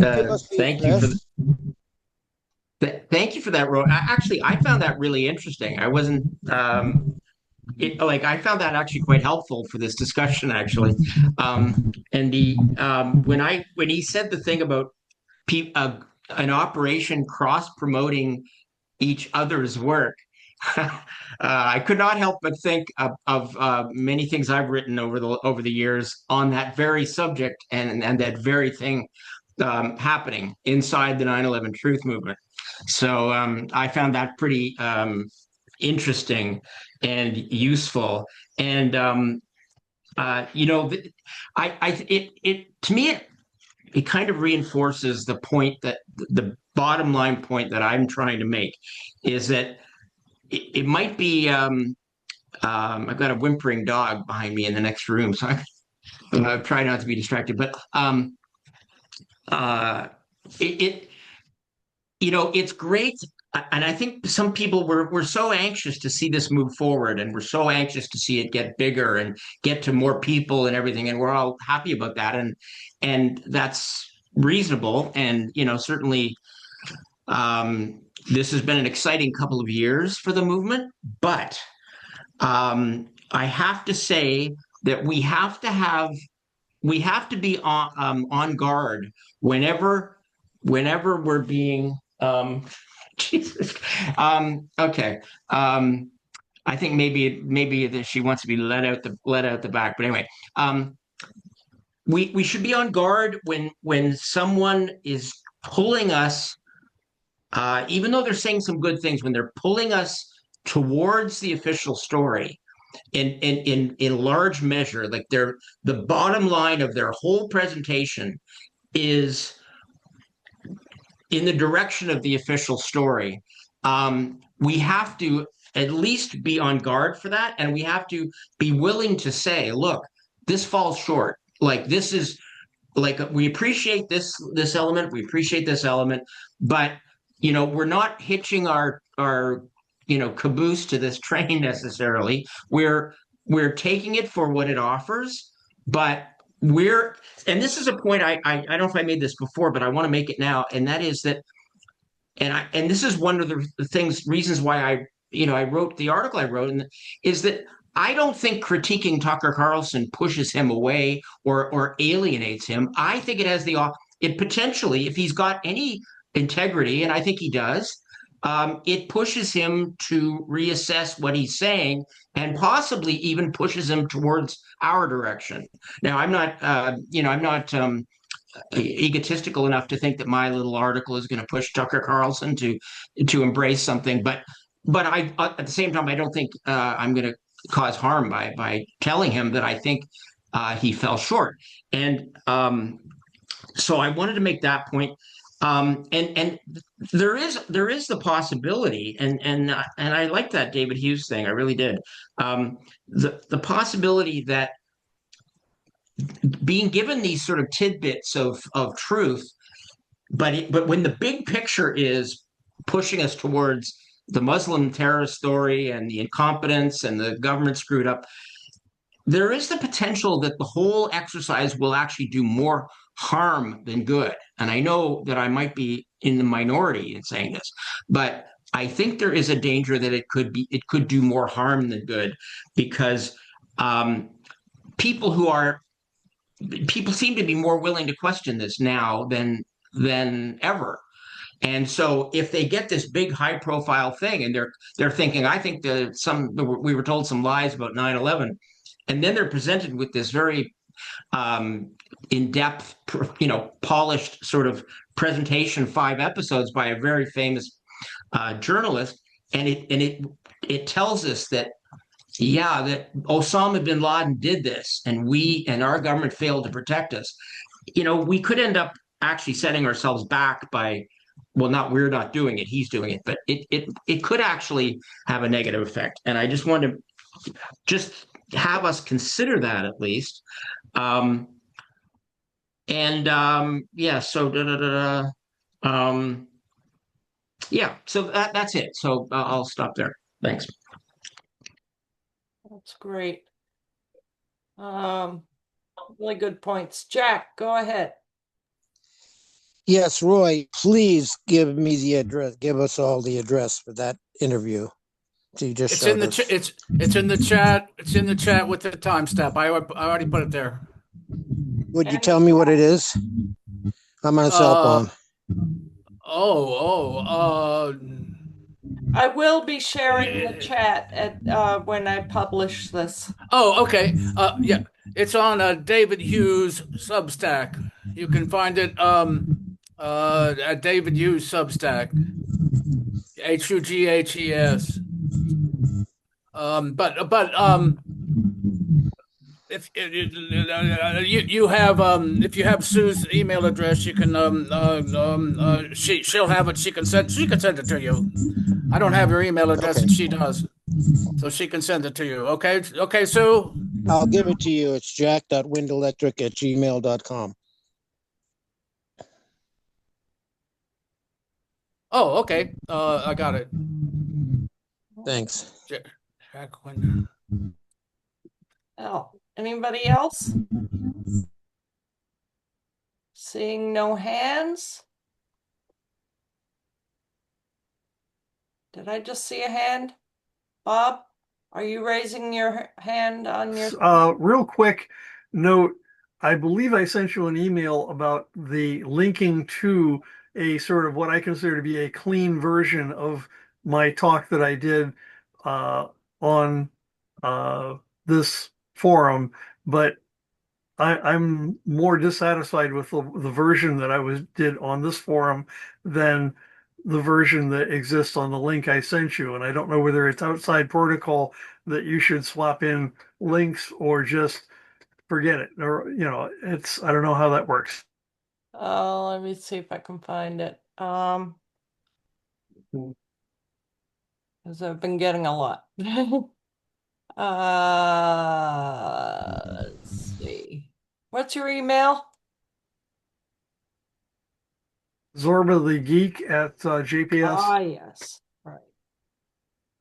But it's not it's a 0, right? Yes, it is. Okay. Me being a smart ass. Sorry about that.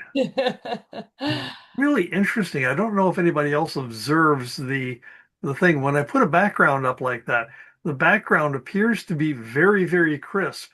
And then the image of me looks like it was shot from a maximum cheap camera. Oh. Very weird. No, you really look like that. Yeah, all right. So is this your Substack that you're referring to? Yeah, yes, it is. The Substack address is the link to the sort of the approved version of what I was saying. Planes versus no planes? Right.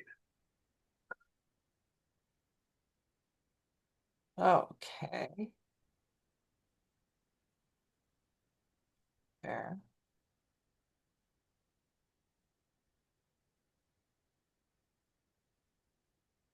Sure, that has been at this for the last 23 years, 24 years that it's been, and it's been some interesting delve into the most. I'm sorry, but that's over an hour long. I can't really share that. Okay, not a biggie. I wasn't asking you to share it Okay, now. put it in I the was chat. asking that the link be swapped in for the link on your web page. I'll put it in the chat for now. Okay, cool. Thank you. All right. Okay. All right. Do that.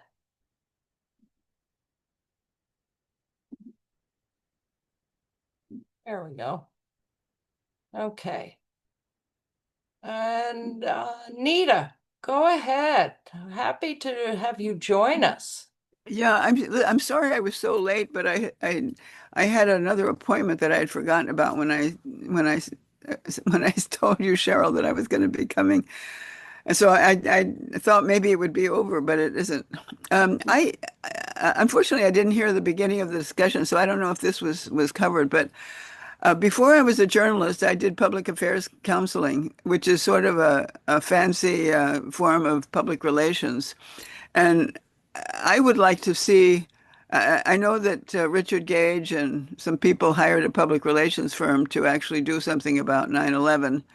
And I would like to see the plan that they had, because normally, what if somebody is hired to do something, they're told exactly what they want to highlight. And we know that Richard Gage did not want to go to who did it. He wanted to stay on what happened to to in Manhattan, basically. And so what I see here is, and they would give a list, and obviously Tucker Carlson would be one of the players that the public affairs firm would approach, because he's sort of the top. So what I see here is Tucker Carlson he receives this information from a public relations firm, and he gets the information about how the buildings come down and building 7 and all of that stuff. And he doesn't get any information about who might have done it or anything. So it's not his story. But it's a story that he recognizes as being true. So he has a staff. So he says, well, look up, Does whatever. not, he does not have a staff. He doesn't. Okay. Well, anyway, the public He has relations. just his wife Well, and anyway, some volunteers. okay, so, but anyway, he wouldn't have given them any of the stuff about Israel or anything, meaning I don't believe. Actually, he has done the parallels between October 7th and Whenever I've heard him 9/11. talk, he has always said that he thinks that should come later, that he doesn't want to get into that he thinks that what's important is the physical thing of the buildings being blown up. He Because doesn't get into the geopolitical because that's not his expertise. that's what I'm saying. That's what I'm Yeah. saying. I think that's what happened. I think that's what But he happened did get because into the parallels between October 7th and 9/11, which was kind of a brave move on his But part. he did. I'm sure he didn't elaborate on the Israeli connection, and so I think what happened was that Tucker. But you And need to I've also watch been it I've first. also been a journalist, so I'm talking, as a Yeah. as a former professional in this field. So Yeah. I think what happened, because Tucker Carlson is very, I mean, he's very opposed to everything that Israel does. So the fact that he didn't elaborate on it means that he didn't actually really get into it, Mm. and he just sort of went with what he found in order to fill in the what was left, the who did it, because he figured that was important. So I think that's what happened. Yeah. I don't think that Tucker Carlson deliberately left anything out. I think he just didn't focus on it because that wasn't what he was given to focus on. because of public relations firm? Well, he would have been approached by the public relations firm. I know they approached, the media, and Tucker would have been on the list of people to approach. I know Jimmy Dore did a thing that they approached him about. But if they approached Jimmy Dore, they certainly would have approached Tucker Carlson. I did want to note that Tucker had agreed to attend the DC conference and fully intended to do so. But then when Charlie Kirk was assassinated, that knocked it out. So there is that. Just saying that he was going to attend a 9/11 conference in DC this year and had every arrangement to do so. That's what I'm saying. If it were his story, if the idea had originated with him, he would have gone to the conference. Yes. Okay, thank you very much. All right, Jean, Sandra. Yeah, Tucker was going to definitely be at the conference if it wasn't for the shot. So, but anyways, where do we go from here? I love that all of us have our opinions on how this should be handled, and it's not unanimous. That's fine. I think it would be best if we all went and sent them a personal email to the Tucker Carlson show. You could go to tuckercarlson.com/the 9/11 files, and down at the bottom of the page, I don't know if my screen's even sharing, there it goes. There is an email address on the contact page, feedback@tuckercarlson.com. I think every one of us that has invested time talk about this tonight would probably put in a good set of words. So feedback@tcnetwork.com. Feedback@tcnetwork.com. I'll put it in the chat. Everybody Excellent. here should send something to them. Thank you. Thank you. Very good. Cool. Thank you. All right. Jack, go ahead again.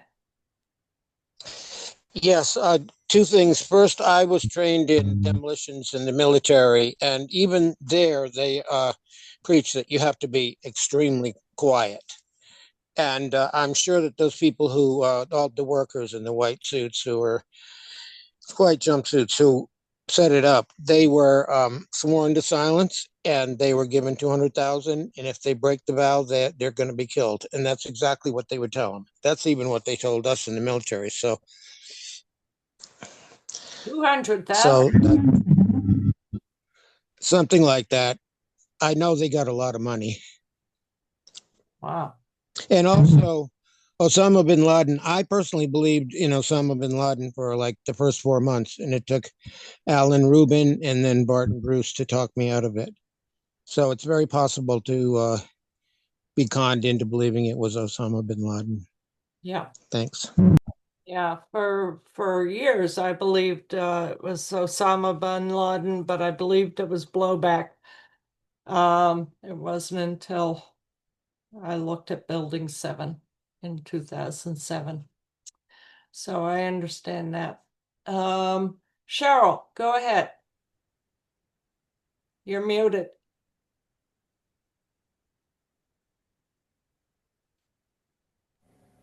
Okay. Yeah, I just wanted to thank you, Susan, for offering this conversation this evening. It's been good to hear everybody's opinions. And also, I wanted to just promote our 9/11 and other deep state crimes conference call we do next Wednesday at 8 p.m. Eastern. And we're going to have Xander Arenas talking about his new research on the Pentagon. So if anyone wants to join us, let us know if you're not on our list already. Thank you for that. Yeah. Put the link in the chat, please. Craig, can you do that? Yeah, I can do that. Yeah, I'll put the link to the Substack page, and you just click subscribe on there. It's free, and then you'll get the agenda, which we're going to send out on Sunday. And I think probably, I mean, time permitting, usually we have a little open kind of discussion and stuff after our main speaker, and so I have a feeling this topic will come up again then. Well, we'll see what people want to talk about, but I have a feeling it'll come up. So if anybody wants to, if you haven't had enough Tucker Carlson tonight, you can get some more next week. Very good. All right. I think that just about does it. Let's see. Thank you, everyone, for this enlightening conversation. And for those who weren't able to attend, I'm sure they're going to want to look at the recording. And this has been an impromptu meeting that was just scheduled last week. And I do want to remind people that next Thursday, October 30th, the day before Halloween, we have Jonathan Cole, and 2 weeks later, we have Dan Noel. And then the Tuesday before Thanksgiving, we have Bob Runyon on November 25th. And December 11th, we have Mark Rossini, who talked on the episode one for Tucker Carlson, all about the thwarted efforts to nab the terrorists, um, which I warned him when he accepted to come on our call December 11th. I said, a lot of people are going to say that, challenge you, that you're supporting too much of the official story. And he replied to me, there is no way in hell I support the official story. Now, if you watched his on episode one, he doesn't mince with words. He lets the expletives fly out. So he's very passionate, and we'll see what he has to say. Um, I so pray that the Rude boys are here without the Rude, because man, they will. That would be so awesome. Yeah. So we're looking forward to our future guests, and especially next Thursday. Please join us for Jonathan Cole. So thank you. Thank you, everybody.